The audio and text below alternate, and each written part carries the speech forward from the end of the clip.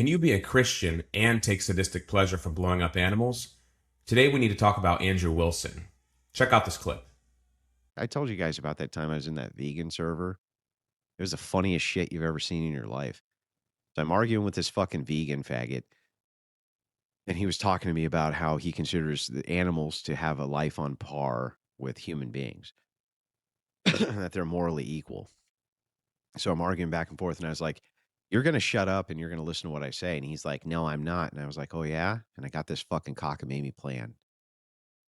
It worked. It's like on my back porch, and there's always rabbits out at night. And I turned on my Discord camera.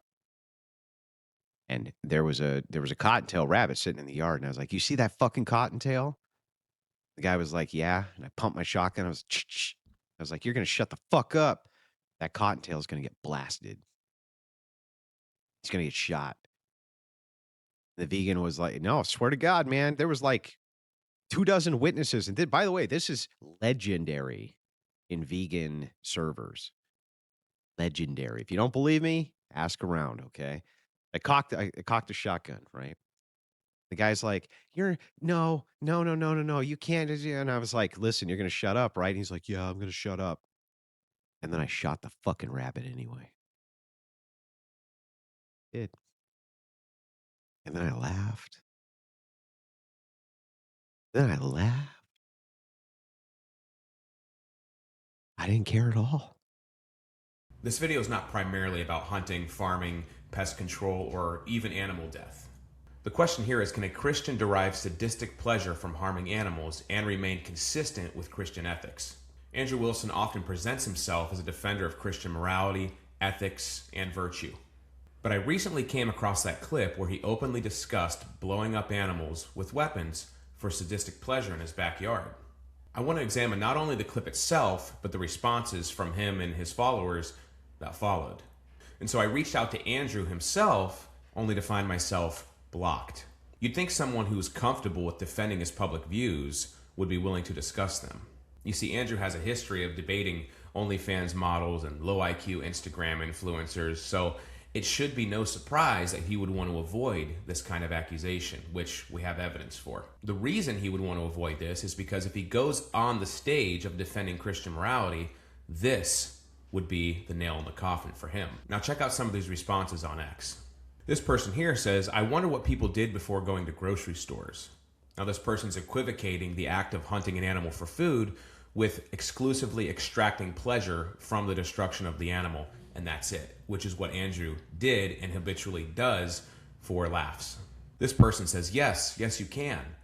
And what he means by that is you can be a Christian and take pleasure from blowing up animals. This gentleman points out a very good point I want to make. He says, hunter here, yes. So what he's saying is he's a hunter and he's morally equivocating the act of hunting an animal, again, for food, and not just blowing an animal up for pleasure. These people are intentionally withdrawing the moral distinction between those two acts to justify the behavior Andrew has made us aware he's so capable of. This person says, rabbits are out of control pests. I've taken a few to Pew Pew Town, meaning he shoots rabbits for pest control. Again, removing the moral distinction between the act of pest control and sadistically harming animals for the sole sake of pleasure. Now, Mr. Enigmatic says, what do you expect me to say?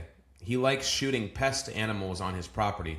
Stop tagging me in nonsense. And this guy basically piggybacks off of Andrew's success. He got lucky with Andrew. Before that, he was a nobody. This woman says, Andrew hunts. You probably eat factory farm animals. That's not the same thing as blowing up an animal with a weapon just for fun and going back in your house.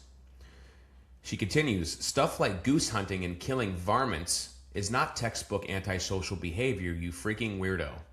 You're probably a city person who is extremely detached from nature or just somebody who needs a reason to try and hate Andrew. Now, I don't hate Andrew. That would be contrary to Christian ethics.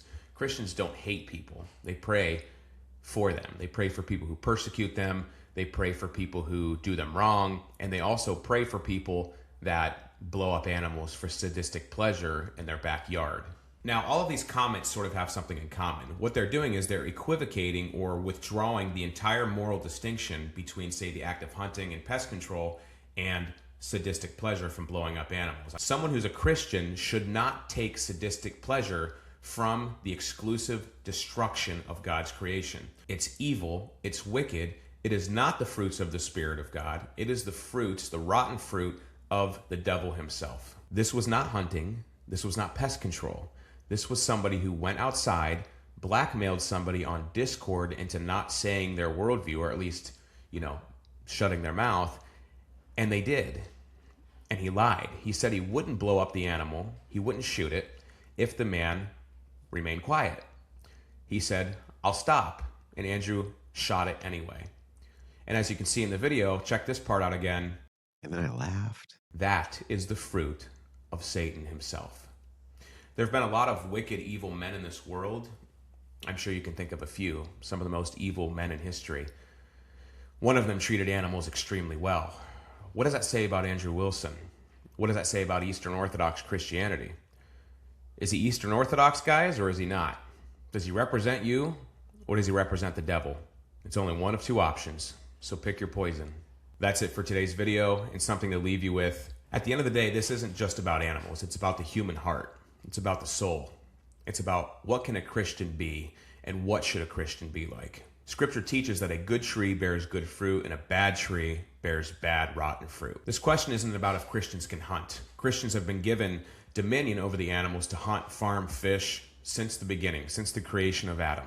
The question here is whether Christians can take pleasure from unnecessary suffering, whether sadism can be reconciled with Christian ethics and morality.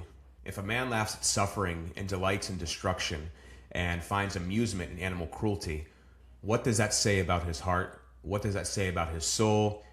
What does that say about his salvation? Is that the kind of heart Christianity is supposed to produce? Let me know what you think in the comments, guys. This is Anathema. Thank you for watching. And then I laughed. Then I laughed. I didn't care at all.